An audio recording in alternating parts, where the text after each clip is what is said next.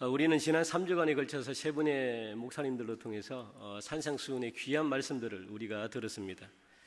우리가 들은 말씀을 가지고 과연 이 세상을 어떻게 살아갈 것인가 깊이 우리는 생각도 했고 그리고 기도했습니다. 사실 하나님은 우리들이 예수님의 제자로 살기를 원합니다. 예수님의 제자로 사는 방법은 예수님의 말씀을 듣고 행하는 거죠. 예수님이 하라는 대로 순종하는 겁니다. 그게 제자로 사는 방법이죠. 예수님은 많은 병자를 고치신 후에 5장부터 7장까지 산상수훈의 긴 설교의 말씀을 했습니다. 율법에 대해서도 말씀하셨고 그리고 인간관계에 대해서도 말씀하셨고 또 하나님과 우리 관계에 대해서 많은 말씀을 예수님이 하셨습니다. 그렇게 말씀하신 후에 오늘 읽은 본문이 바로 결론입니다. 그 결론의 내용은 이렇죠. 누구든지 내 말을 듣고 행해라. 이 사람이 반석 위에 지은 지혜로운 사람이다. 그게 결론입니다. 사실 산상수훈의 말씀을 들었던 사람들은 하루하루 사는 것이 굉장히 버거운, 가난한, 아주 힘든 사람들이었습니다. 그들은 매일같이 살기 위해서 오늘은 무엇을 먹어야 되나, 오늘은 무엇을 마셔야 되나, 또 오늘은 무엇을 입어야만 할 것인가, 이런 문제를 가지고 고민하며 살았던 갈릴리 지방의 아주 가난한 사람들이었죠. 하루하루 살아가기도 바쁘고 힘든 사람들이 온종일 예수님의 말씀을 듣겠다고 찾아왔습니다. 현재 그들에게 중요한 것은 이 자리에 앉아가지고 말씀 듣는 게 아닙니다. 의식주 해결이죠. 한 푼 더 버는 겁니다. 그게 그들에게 필요한 거죠. 그런데 그들이 의식주를 포기할 만큼 더 중요한 문제가 있었기 때문에 예수님께 찾아 나와서 답을 넣고자 했던 거죠. 뭔가 답답한 생활을 갖다가 벗어나기 위해서 마지막 희망을 안고 예수님께로 찾아 나온 겁니다. 그런 무리들에게 예수님은 오늘 무엇이라고 결론을 냅니까? 누구든지 나의 이 말을 듣고 행하라. 이게 전부입니다. 이게 결론입니다.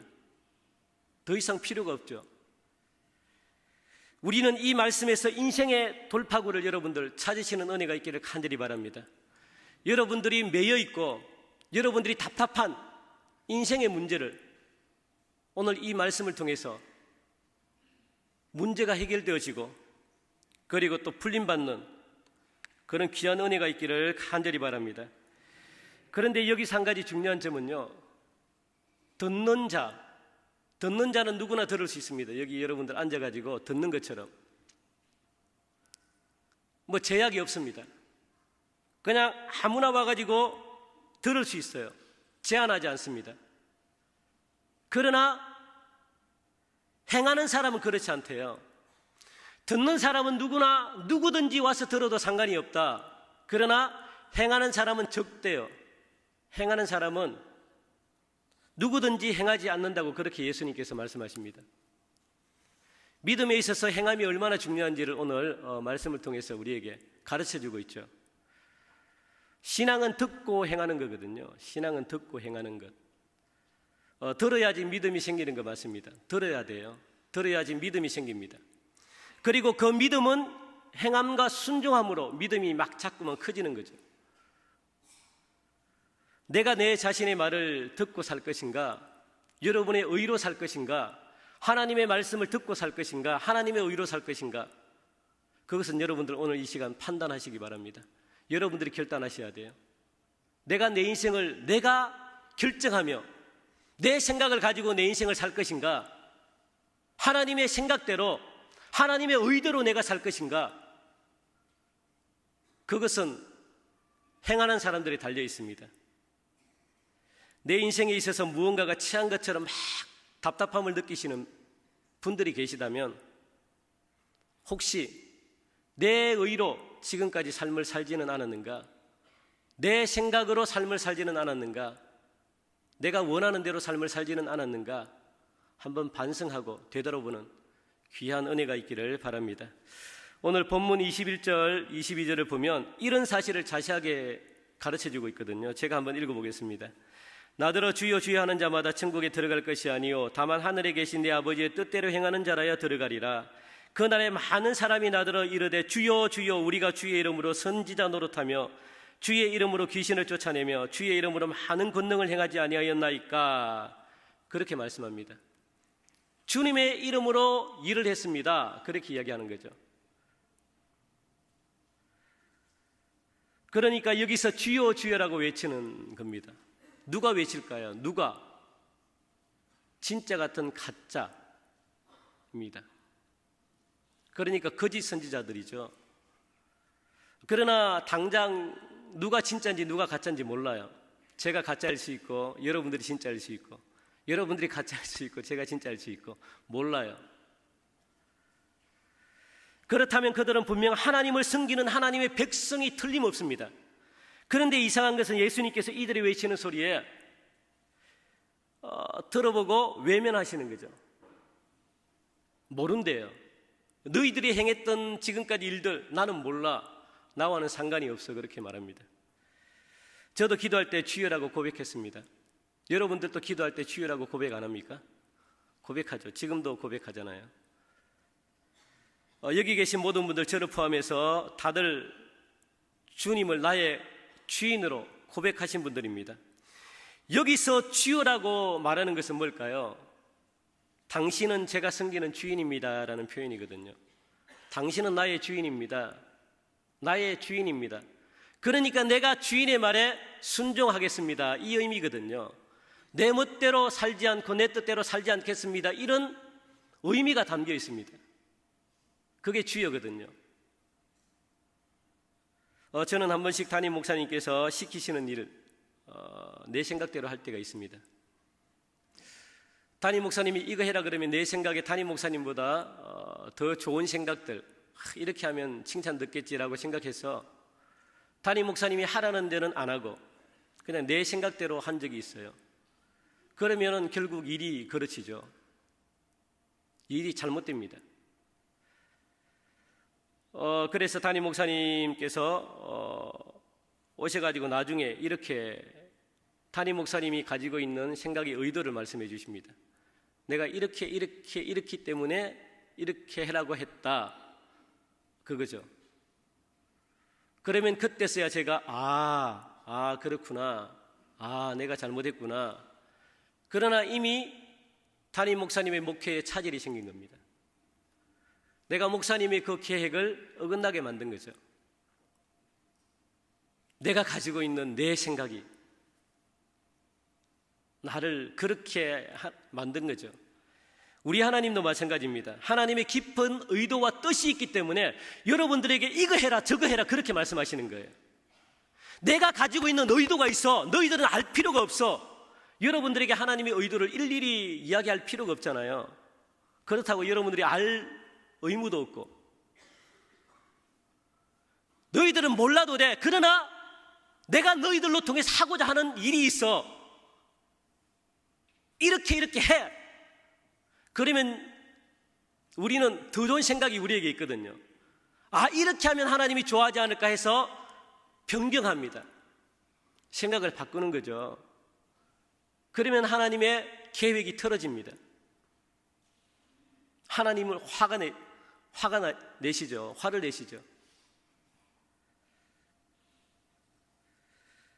자꾸만 내 생각을 가지고 일을 그르칩니다.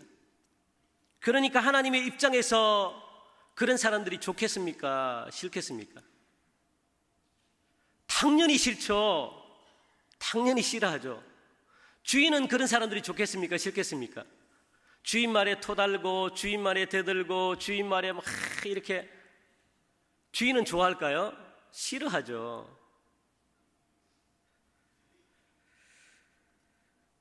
우리가 주인이라고 고백했다면 주인 뜻에 따르는 게 맞습니다. 시키는 대로 하는 거예요. 그런데 우리는 그런 사람을 가지고 바보라고 생각하면 안 됩니다. 말도 못한다고 해서 바보라고 생각하면 안 돼요.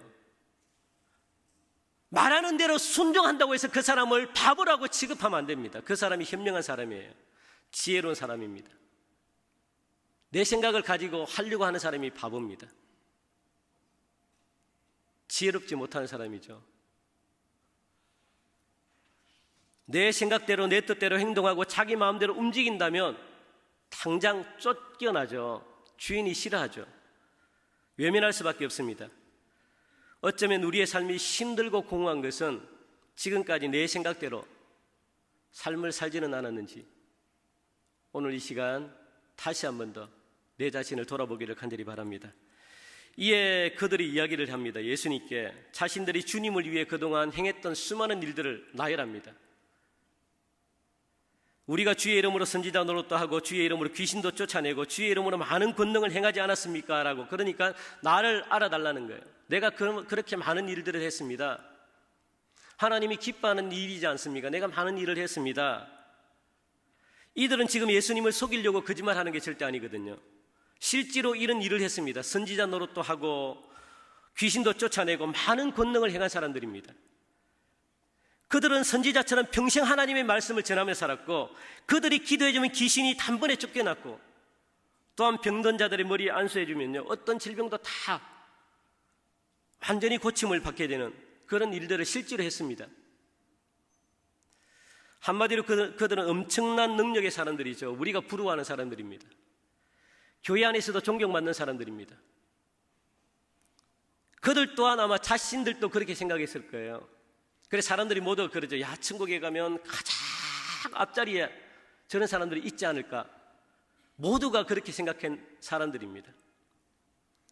그러니까 오늘 예수님께서 우리가 이렇게 능력 있는 일들을 했는데 왜 예수님은 떠나라고 그렇게 하십니까? 왜 모른 척 하십니까? 외면하십니까? 그거죠. 그렇게 막 따지듯 묻는 겁니다. 예수님은 이들이 하는 말에 대해서 그냥 조금도 주저함 없이 단번에 이야기를 합니다. 무엇라고 이야기를 할까요? 내가 너희를 도무지 알지 못한다. 불법을 행하는 자들아, 나에게서 떠나래요. 내가 도무지 너희들이 무슨 일을 했는지 알 수가 없어. 떠나! 그렇게 이야기를 하는 거죠. 얼마나 마음이 아플까요? 평생 하나님의 일을 한다고 했는데 평생 고생하면서 여기까지 왔는데 하나님이 나를 모른대요. 여기서 내가 너희를 도무지 알지 못한다는 표현은요, 내가 너희의 선행을 인정하지 못하겠다는 거예요. 그리고 여기서 말하는 불법은 이 세상의 법률을 어겼다는 게 절대 아닙니다. 하나님의 뜻과 말씀에 일치하지 않는 삶을 너희들이 살아서 내 뜻과 너희들이 뜻과 다르게 산 거야. 그렇게 말씀하시는 거죠. 네가 정말 구원받은 백성이라면 인격과 생활이 신앙과 일치가 되는가? 한마디로 너의 변화된 모습을 보여달라는 거예요. 네가 얼마나 변화받았어? 그러면 보여봐. 내 말에 순종하고 너는 살았니? 보여봐. 그러면 나중에 너로 통해서 열매가 나타날 거야. 그렇게 말씀합니다. 거짓과 참된 것은 나중에 알아요. 나중에 열매가 있는지 없는지 나중에 압니다. 이 땅에서는 몰라요. 얼마든지 저도 여러분 속일 수 있고요, 여러분들도 저를 속일 수 있습니다. 몰라요. 제가 거룩한 것 같아도 거룩하지 않은 수도 있고요. 어디서 알까요? 하나님 앞에 설 때 알죠. 두렵습니다. 천국 가야 될 사람이 지옥에 있고 지옥에 간다고 생각했는데 천국에 있고,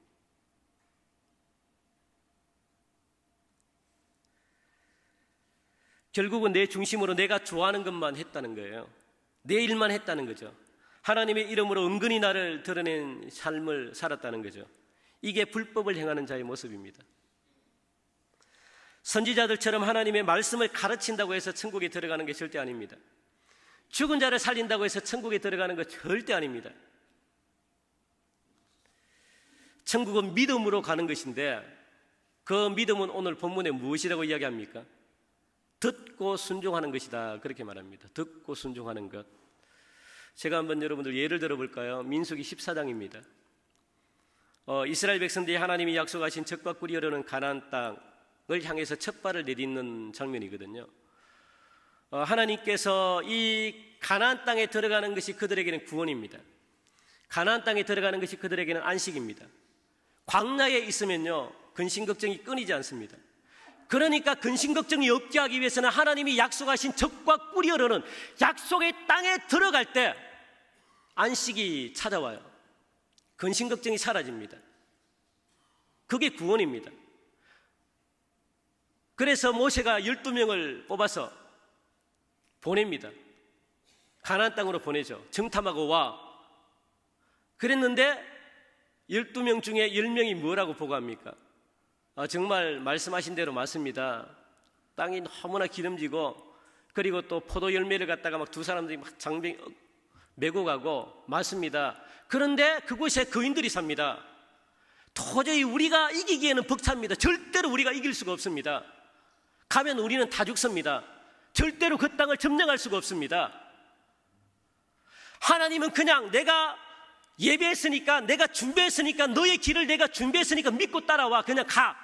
하나님은 그렇게 말씀하시는데 너의 모든 장애물도, 너의 모든 문제들도 내가 다 이렇게 닦아놨으니까 그냥 믿고 가. 내가 너와 함께 할 거야. 내가 저들을 다 물리칠 거야.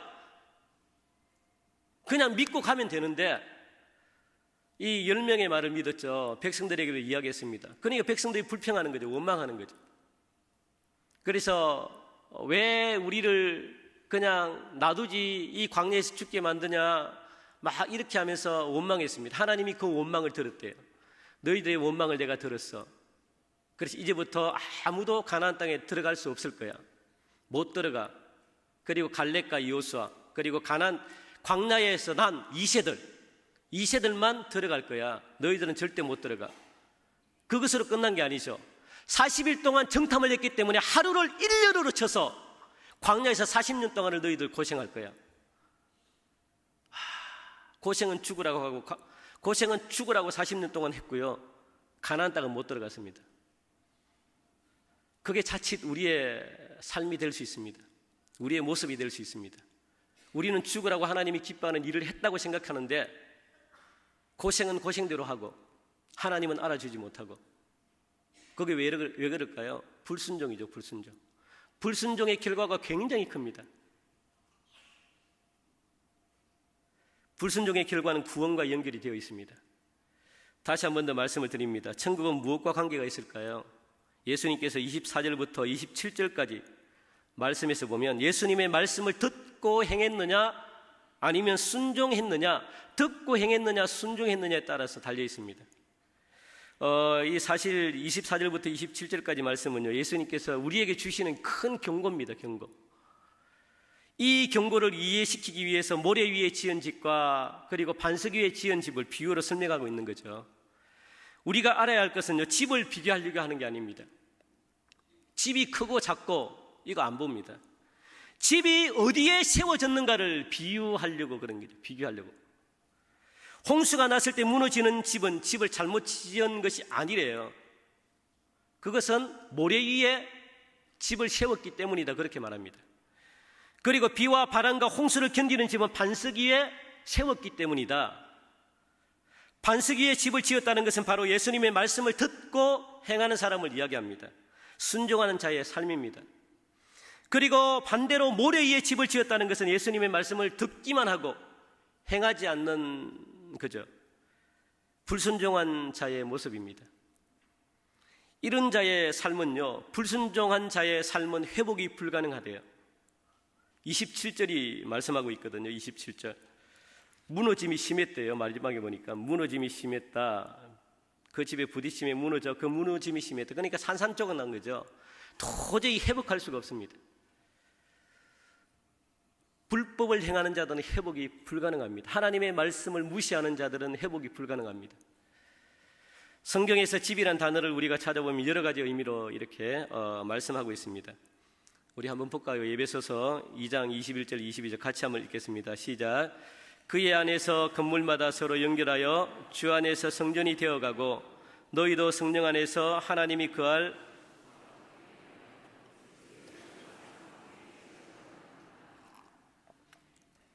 여기서의 집은요, 개인을 뜻하죠. 개인을.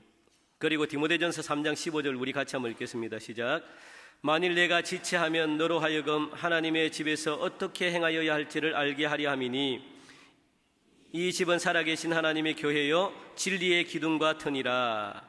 여기서 말하는 집은 교회를 의미합니다. 그리고 한 구절 더 읽겠습니다. 요한복음 14장 2절 시작.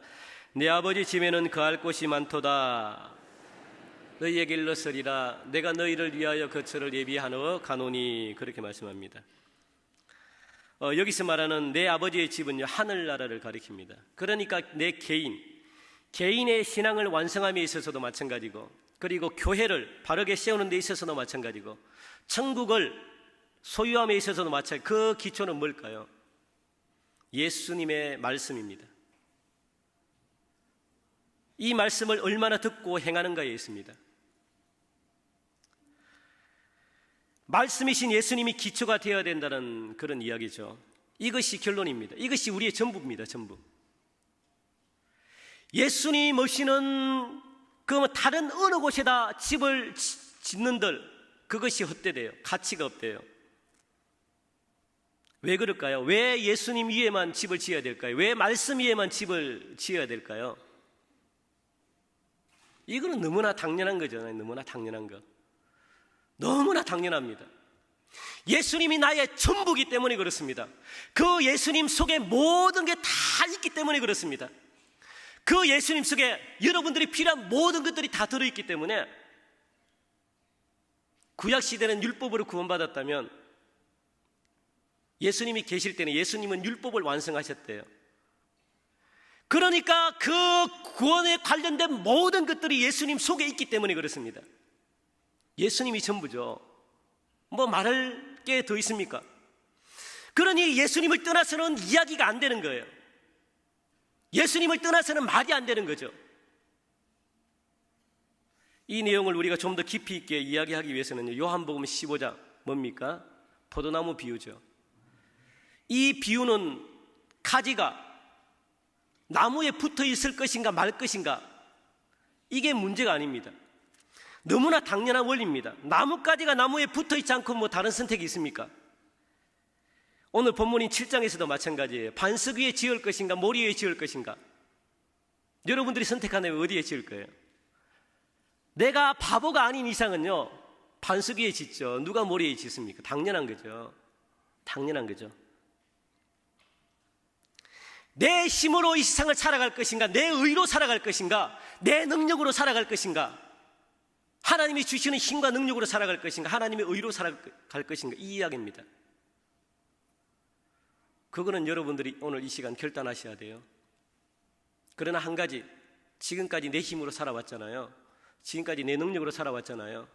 지금까지 내가 가지고 있는 힘으로 살아왔잖아요. 그런데 우리의 모습은 답답하죠. 힘들죠. 안 됐죠. 왜 그럴까요? 당연한 걸 우리가 놓쳐서 그렇죠.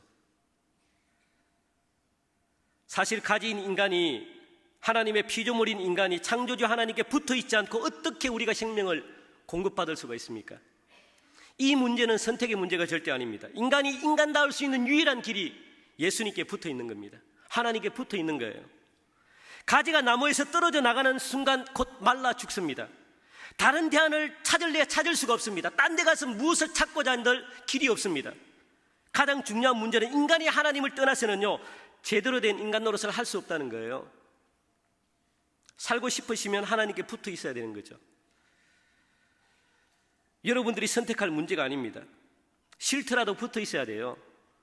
예수 안에 붙어 있을 때 보호받을 수 있습니다. 예수 안에 있을 때 인생의 길을 인도받을 수 있습니다. 왜 그럴까요? 예수님께서 그러시잖아요. 내가 곧 길이고 진리고 생명이다. 나를 떠나지 말래요. 내가 길인데 어디를 떠나니? 내가 생명이야. 내가 진리야. 나를 떠나서는 너희들 아무도 할 수 없을걸? 나에게 붙어 있기만 해. 원망해도 붙어 있어야 돼요. 불평해도 붙어 있어야 돼요. 시험 들더라도 붙어 있어야 돼요. 왜요?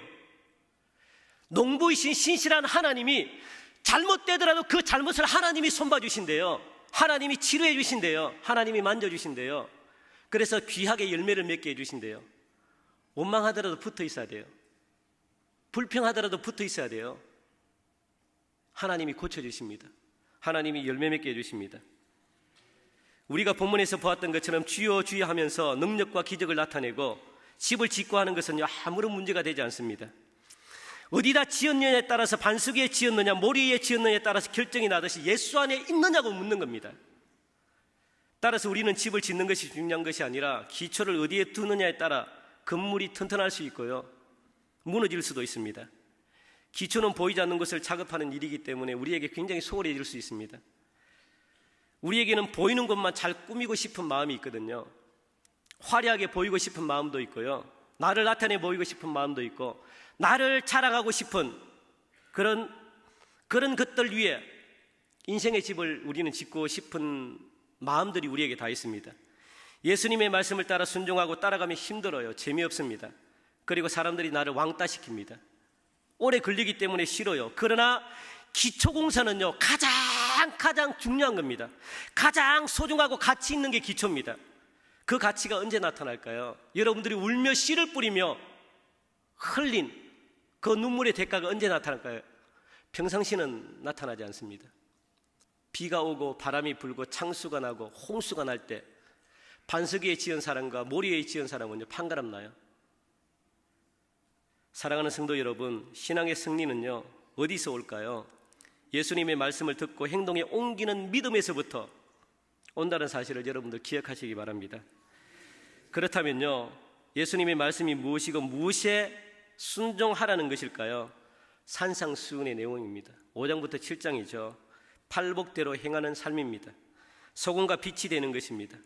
지극히 작은 자가 되는 것입니다. 노하지 않는 것입니다. 간음하지 않고 맹세하지 않는 것입니다. 악한 자를 대적하지 않는 것이고 원수를 사랑하는 것입니다.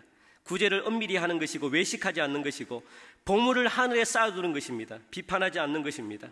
구하고 찾고 두드리면 하나님이 열어주신다고 말씀합니다. 좁은 문으로 들어가라, 그렇게 말씀합니다. 그것이 예수님이 가난한 자들에게, 오늘 무리들에게 이렇게 행하라고 하신 말씀의 내용들입니다. 힘들지만 어렵지만 말씀이라는 기초 위에, 예수님이라는 기초 위에 우리의 인생을, 우리의 교회를, 우리의 가정을 잘 다지시기 바랍니다. 그리고 순종이라는 좋은 재료로, 행함이라는 좋은 믿음의 재료를 사용해서 건물을 하나씩 튼튼하게 올리시기 바랍니다. 그런 건물은 절대로 무너지지 않는다고 그렇게 말씀합니다. 말씀이 모든 비바람을 막아주기 때문에 그렇습니다. 말씀은 살아있습니다. 살아있다는 것은 생명이 있다는 거예요. 생명이 있다는 것은 자란다는 거거든요. 그러면 자란 뒤에 열매가 있습니다. 말씀이 잘못되지 않는 한 우리는 말씀을 모신 개인입니다. 말씀을 모신 가정입니다. 말씀을 모신 교회입니다. 이 말씀은 자라야 될 것을 자라게 합니다. 죽었던 것을 살리는 힘이 말씀 속에 있습니다. 잘못된 삐뚤어져 있는 우리의 인격을 말씀이 바로잡아 주십니다. 그게 예수님이시죠. 그걸 믿고 행할 때 우리의 믿음이 자라는 거죠. 사람들은 그 모습을 보면서 모두가 놀란대요. 열매 있는 삶의 모습을 보면서, 여러분들이 그렇게 변화된 열매의 삶의 모습을 보면서 사람들은요, 오늘 28절 29절 그렇게 예수님이 말씀을 마치면 무리들이 놀랬대요. 보고 놀랬대요.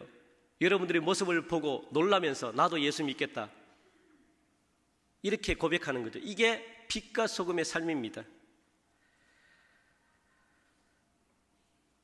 하나님 앞에 남은 생에 여러분들은 마음껏 열매 맺는 삶이 되고, 말씀에 여러분들의 신앙의 기초를 세우고 잘 다져져서 많은 사람들이 여러분들을 통해서 주께로 돌아오는, 그래서 하나님이 기뻐하는 그런 아름다운 남은 생에 이제 고생하지 마시고, 이제 답답한 우리의 모든 문제가 해결받고 하나님과 영원토록 하나님이 주시는 축복을 누리며 사시는 그런 은혜가 있기를 주님의 이름으로 간절히 축원드립니다. 기도드리겠습니다. 하나님, 이제부터 우리의 남은 인생을 말씀 위에 올려놓기 원합니다. 끊임없이 순종하고 행하는 자가 되게 하시고, 그래서 예수님처럼 최고의 삶의 질로 우리를 인도하여 주옵소서. 감사하며 예수님 이름으로 기도하옵나이다. 아멘.